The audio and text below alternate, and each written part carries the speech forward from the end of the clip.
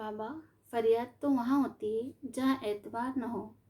मुझे तो यकीन है कि तुम मेरे मन की हर बात जान लेते हो। ओम साई राम। मैं सोनाली आपका सभी का इस चैनल में स्वागत करती हूँ।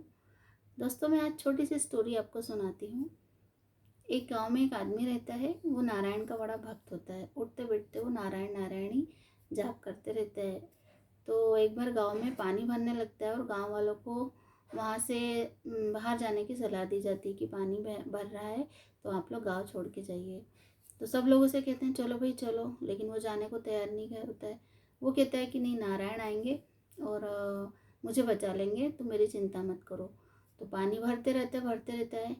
तो वहाँ से एक नाव आती है। नाव में एक आदमी होता है और वो बोलता है चलो भाई, मैं आपको लेने आया हूँ।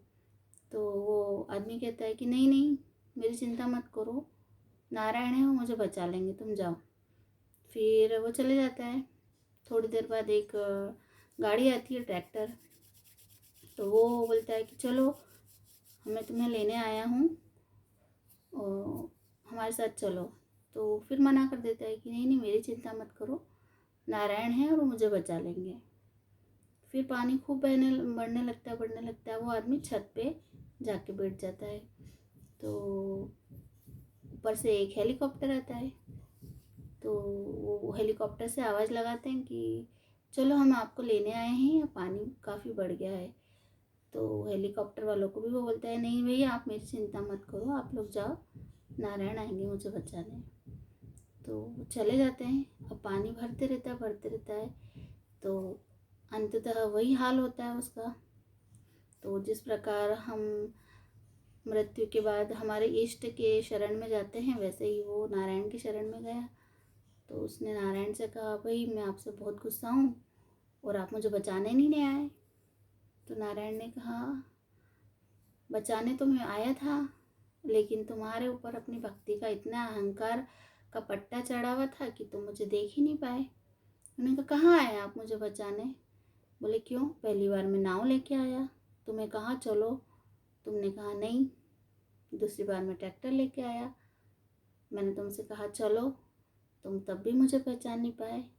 और भाई, तीसरी बार तो मैं तुम्हारे पास हेलीकॉप्टर लेके आया, लेकिन तब भी तुम मुझे पहचान नहीं पाए। जब तुम मुझे पहचान ही नहीं पाए तो तुम कैसे कहते हो कि तुम मेरी भक्ति करते हो? क्या तुम्हें पता नहीं कि हर इंसान में नारायण का वास है? तो उसे अपनी गलती बिल्कुल स्वीकार हुई और उसने क्षमा मांगी। तो ये छोटी सी स्टोरी है दोस्तों। ये अगर हम अपने जीवन से रिलेट करें तो ऐसा हमारे साथ भी होता है कि हमारे बाबा जो हमें इंडिकेशन देते हैं वो हमें पहचान ही नहीं पाते हैं। कई बार हम बोलते हैं कि बाबा हम क्या करें, कुछ समझ में नहीं आ रहा है, लेकिन क्या बाबा हमें संकेत देते हैं, उन्हें हम पहचान पाते हैं? तो बहुत ज़रूरी है कि बाबा के संकेतों को पहचानो। भाई, ये कलयुग है। बाबा स्वयं को तो आएंगे नहीं अपना रूप लेके कि भैया चलो मैं तुम्हें लेने आया हूँ। जैसे उस आदमी के पास नारायण थोड़ी उतर के आएंगे कि चल भाई। ये तो आपको समझना पड़ेगा कि हमारे बाबा का संकेत है। ठीक है, हमारे इतने अच्छे कर्म भी नहीं है कि हम बिल्कुल साक्षात रूप में बाबा हमें दर्शन दे दें और हमारी सहायता कर लें। बिल्कुल नहीं। तो फिर क्या करें? जो बाबा हमें संकेत दे रहे हैं वो हमें समझने पड़ेंगे। एक छोटा सा मेरा अनुभव बताती हूँ। मैं एक स्कूल में जॉब करती थी। फिर वहाँ किसी कारण से वहाँ से जॉब छोड़ दी मैंने, और फिर दूसरे स्कूल में मुझे जॉब लग गई।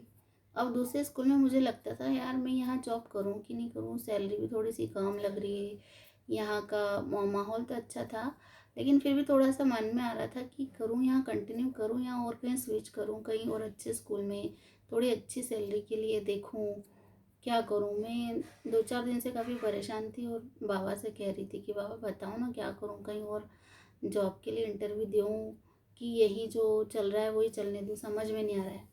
तो अचानक एक दिन मुझे मेरे पुराने स्कूल की सहेलियाँ मिल जाती है।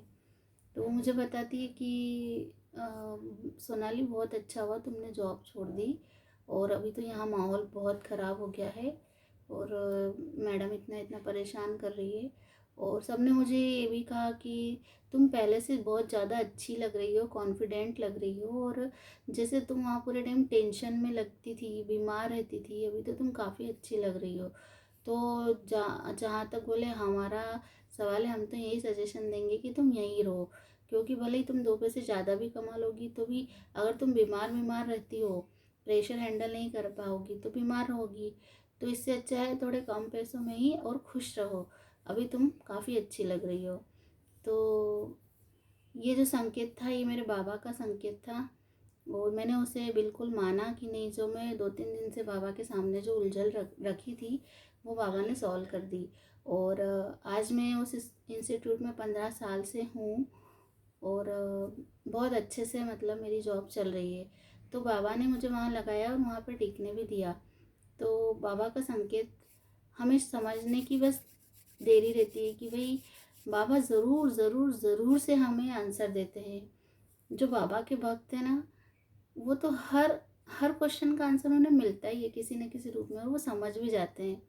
बाबा बोलते नहीं है, उनकी तस्वीर बोलती है, वो उनकी आंखें बोलती हैं, और वो अपने भक्तों को कब कहाँ किस रूप में जवाब देते हैं ना, पता नहीं चलता है। तो बस समझने की देर होती है कि हम उनका इशारा समझ जाएं। तो आज आपसे सिर्फ यही चीज़ शेयर करना चाहती हूँ कि अगर आप बाबा को मान रहे हैं तो भटकिए मत। ये मत बोलिए कि बाबा जवाब नहीं देते, मैं क्या करूँ। सिर्फ बाबा के सामने 2 अगरबत्ती लगाइए, उन्हें अपनी उलझन बताइए कि बाबा मुझे आप राह बताओ, क्या करूँ मैं, क्या करूँ, मुझे राह बताइए। और वेट कीजिए उस चीज़ का कि वो राह ज़रूर बताएंगे। 1 दिन हो जाए, 2 दिन हो जाए, 4 दिन हो जाए, आप उस चीज़ को बाबा से ही शेयर कीजिए कि बाबा बताइए मैं क्या करूं। वो किसी न किसी रूप में, कभी वो व्हाट्सएप के थ्रू जवाब देते हैं, कभी फेसबुक के थ्रू, कभी किसी फ्रेंड के थ्रू, कभी किसी सीरियल में, अब सीरियल देख रहे हैं और हमारी सिचुएशन आ जाती है तो हमें लगता है कि हाँ ये बाबा ने हमें बताया है। या किसी दूसरे के साथ ही घटना हो रही हो, हमें सुना दे कि ऐसा ऐसा हुआ था, तो किसी न किसी रूप में बाबा हमें जवाब ज़रूर देंगे। बस हमें इतनी समझ होनी चाहिए कि हम बाबा की उस चीज़ को समझ सकें, है ना। तो बाबा से प्यार कीजिए, बाबा की खूब भक्ति कीजिए, खूब आशीर्वाद पाइए।